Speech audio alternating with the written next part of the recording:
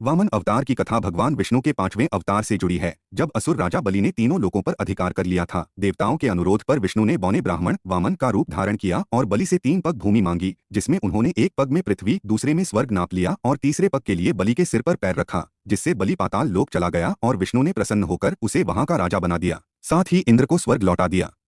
कथा का सार: पृष्ठभूमि: सतयुग में दैत्यराज बलि अपनी तपस्या और पराक्रम से तीनों लोकों पृथ्वी, स्वर्ग, पाताल पर राज कर रहे थे, जिससे देवताओं इंद्र का प्रभुत्व समाप्त हो गया था।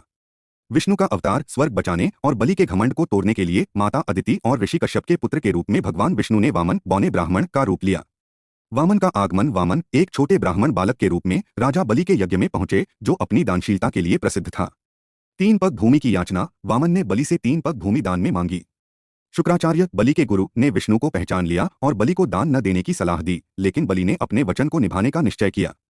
विराट रूप और दान संकल्प लेने के बाद वामन देव ने अपना विराट रूप धारण किया।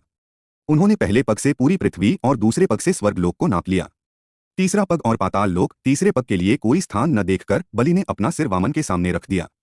वामन ने अपना तीसरा पग बलि के सिर पर रखा, जिससे बलि पाताल लोक में समा गया। वरदान: बलि की दानवीरता से प्रसन्न होकर भगवान विष्णु ने उसे पाताल लोक का अनंत काल तक राजा बने रहने का वरदान दिया और देवताओं को उनका स्वर्ग वापस मिल गया।